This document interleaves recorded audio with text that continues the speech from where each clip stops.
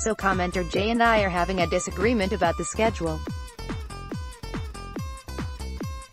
He thinks, and there are others, that the Nats have had a particularly tough schedule in comparison to the rest of the NL East leaders. I say poppycock, poppycock. So let's review overall. The strength of schedule is very high for the NL East. Currently, Miami is. This seems to suggest the Nationals have had the easiest schedule so far. In terms of teams played, Jay's argument though makes 3 points. 1. The Nats have had 2 West Coast swings already, while only the Mets have made a road trip that includes the NL West yet. 2. The Nats have played a lot more games against teams who made the playoffs last year. 3.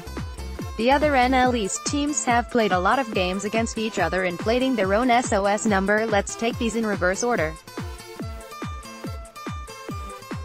Does it matter that you play a lot of games in division, and can that inflate your SOS ranking? Generally I don't think so, but early enough in the year it may under certain circumstances, and those circumstances would be, you play a lot of bad teams other than the teams we are comparing, and you do very well against those teams, and you basically split your games against the competition. It's the old SEC football out-of-conference thing that you hear talked about. They play a lousy teams build up 3 wins, so when they play each other everyone seems stronger. For example, let's say Phi plays ATL 6 times in the first 12 games, and the other 6 games they flip-flop series versus the Marlins and Padres.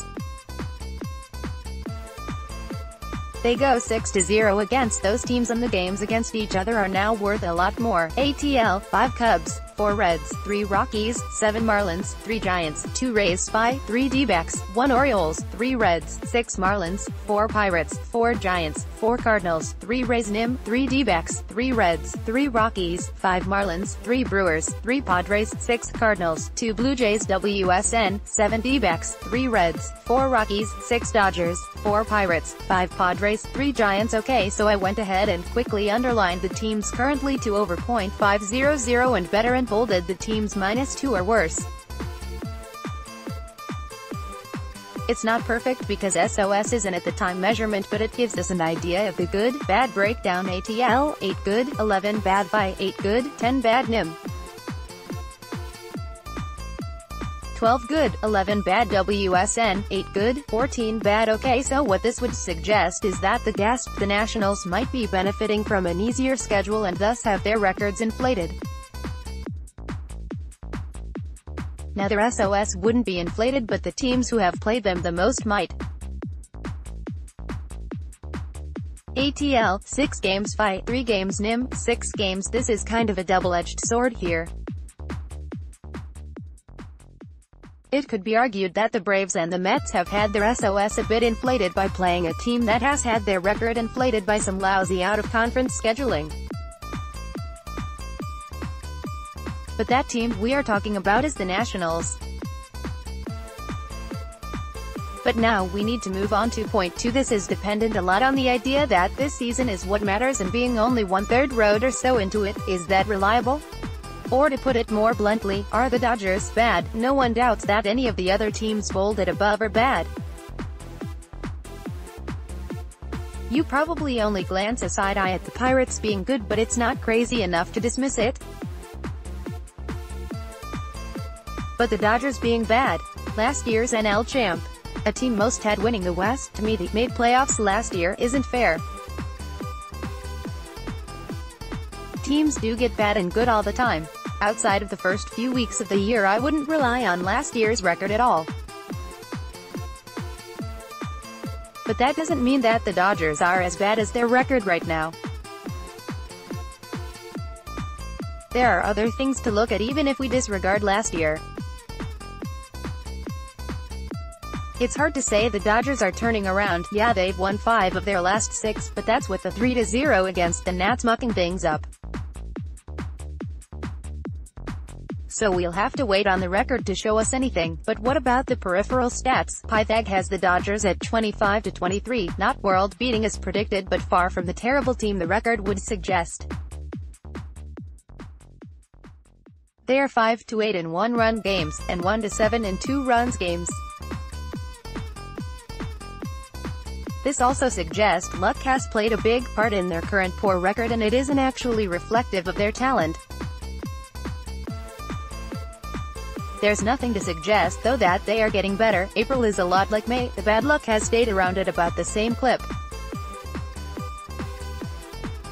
If we look at the Dodgers like this, though, it's fair to look at possible outliers for anyone else.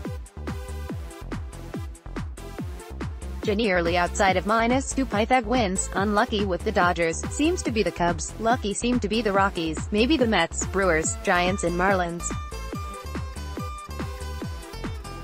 What does this do to the above? Braves' schedule seems a little weaker, Phillies a little weaker, Mets more than that weaker, the Nationals probably a push, Dodgers up, Rockies, Giants down. This makes sense. BC likely most of LA's bad luck would be transferred to good luck for other NL West teams. Then we get to the final part, which is the West Coast swings, and at this point I throw up my hands and say I don't know. I've searched for evidence that these matter but haven't found any. It's anecdotal. I will say that as someone that's followed baseball, I've never felt that West Coast swings themselves were that bad. I focused more on road trips that jump multiple time zones with no rest, and stretches of play, home or away, with no days off. Only one of the Nats' road trips here potentially qualify, a trip to SP, then as with no day off before the swing started at the end of a 17 games no rest swing. Of course that is when they did the best. People study these things pretty relentlessly. I feel if there were a link it would have been found and presented. So I'm inclined to dismiss this. As much as we feel there might be something here, the history of baseball has shown there really isn't, at least not in the face of talent and other sports randomness. So what do I think at the end of all this? I think the Nationals' schedule is a bit better than it's getting credit for, and the other NL East teams a bit worse, and given that there's a little emphasis on a little for the internal boosting going on here. I also think the West Coast trips don't matter nearly as much as you'd think. Even if you do buy into it, it would be a wash when the West Coast teams come east, and pretty much all of the Nats' West Coast opponents have. All in all, I think the numbers that currently state that the Nats have had an easier schedule are probably inflated, but not enough to say that the reverse is true, that the Nats have had a tougher schedule. I'd be inclined to say that things have been pretty even with the NL East teams so far, and that what we've seen is indicative of the talent on the field currently. The Nats have a good chance to prove that wrong, though. Beat up Atlanta in Atlanta.